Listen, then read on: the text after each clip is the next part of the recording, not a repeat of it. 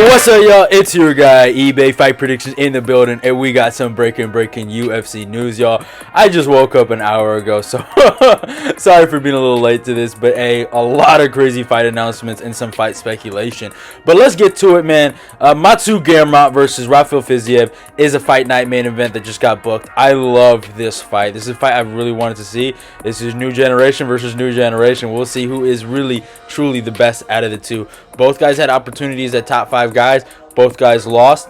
They kept it competitive, and I wouldn't say they got completely outclassed, but you know, they didn't surpass the old generation like they were supposed to. So now they're going at it. You guys know I'm a big Gamrot guy, and you guys know I don't hate Rafael Fiziev. I feel like some people think I hate him. I just don't. I dislike his fans to the point where I really dislike him. I think he is a good fighter. He's a fun fighter. He's a good striker with good defense, good takedown defense. Like, he's a good fighter. Like, I'm not gonna hate on that. And he's fun to watch. He's had nothing but bangers. I've never seen him have a boring fight.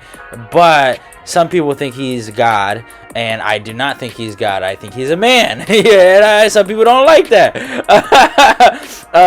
And I do think someone with a good grappling edge always is gonna beat him, and that's where I go with Gamrot. You guys know I'm a big Gamrot fan. That's my dog. I think he has so much potential. I just think he has some legitimate areas where he needs real improvement, and this is a dangerous fight where those areas have to be improved. If he is not focused in his striking and his striking defense, he could get really hurt against Fiziev. This is not no game. This is not. I love Beneil, but this is not Beneil Dariush on the feet. You know what I'm saying? This is not Armis Rukin on the feet. This is probably the highest level. Even Jalen Turner. This is not Jalen Turner on the feet. This is the highest level of striking he's going to be facing on the feet, especially in the UFC.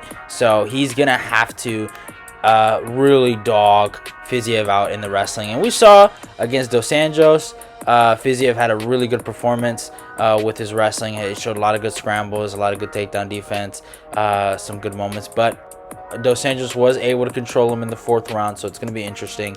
But I've always said it, a grappler does beat Fiziev. A good grappler will always beat Fiziev. So that's my kind of opinion on the fight. So you guys know I'm rocking with Gamrot there, but great fight. I love that fight. It's a phenomenal fight. Next up, we have a co-main event to the Korean Zombie versus Max Holloway card.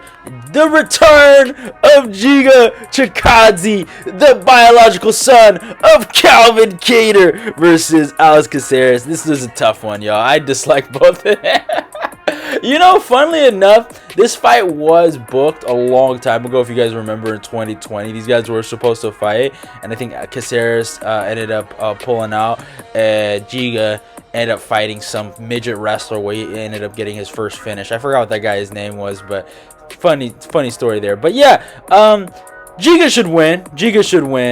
Caceres can maybe make this interesting if he grapples, but I think Giga should win. He's the better striker. He's the faster striker. He hasn't fought in a very long time, though, and he took a beating in his last fight.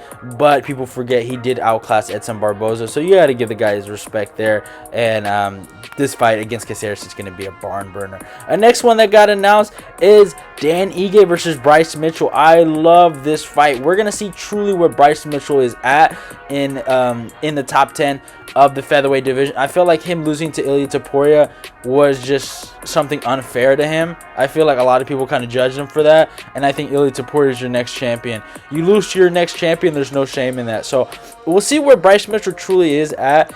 Obviously, Dan Ige, good wrestler, good striker, has a good background, but he did get dogged out by Mozart Evloev in the grappling, so he isn't the best grappler in the division. He also got dogged out in the grappling against Korean Zombie. I actually forgot about that. That just came up to my head recently. So I think it could be interesting. He's on a bit of a win streak right now.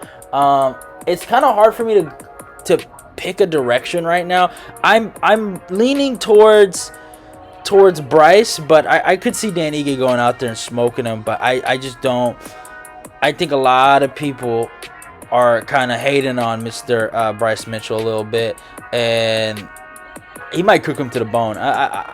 ever since the Edson Barboza fight, he made me a believer. Not to the point where I think he was gonna beat Ilya, but he made me a believer where, okay, this kid's legit. You know, he's a good grappler. He's a real legit grappler. So I could see him beating Dan Ige. And Dan Ige is due for a loss too. So yeah. Next fight, another fight that was booked a long time ago in 2020. Edson Barboza versus Sodiq Yusuff. I think that fight was booked, and then Sadiq pulled out, and then Makwan Amirkhani had to fight Edson Barboza, I think, on Fight Island. So, hey, you know, fact check me if I'm wrong on my backstory, but I remember some of these fight announcements, because I remember I used to go super in depth with my analysis on the full card fight night predictions back in the day, when that was the only video I used to make, honestly, on a week-to-week basis. I never made breakdowns, so yeah, that's something to think about. But yeah, I think that's how. Not to get off too track, but I think that's how some of these fights are getting made, because they're like, oh shit, these guys never fought each other, might as well book it again. Edson should win this. I think Edson should have won it 2 years ago. Edson's a little older now, but Edson should kind of clear this kid out. Sadiq is somewhat chinny. He hits hard though, so obviously Edson can also be KO'd too. So there's no, you know, I wouldn't be surprised if Sadiq got the KO over Edson, but I think Edson's the better striker out of the two, the better kicker. Even I think he has the better hands, technically. Sadiq could make this interesting if he wrestles, though, again, but I don't see him as a high-paced, high-volume, minute-winner wrestler, kind of, you know, so I just don't see that in him. I think Edson should probably beat him up to the legs, beat him up to the body, and probably get a third-round TKO and finish him, or gets a decision victory. So, yeah, it should be a good fight though. Good scrap. Next fight, it hasn't been announced yet, but there's been some speculation. I just want to bring it up because I thought it was a really interesting fight. My guy Jonathan Martinez versus Adrian Yanez. Good fight right here. Both guys lower ranked bantamweights, but it's a good scrap. We're gonna see where Yanez is if he does fight Jonathan Martinez after that Rob Font loss. And obviously Jonathan Martinez, some people are saying he should win this fight and should clear Yanez. Don't forget, Davey Grant did smoke this dude, so both guys have been chin checked before, but should be an interesting fight if it does happen.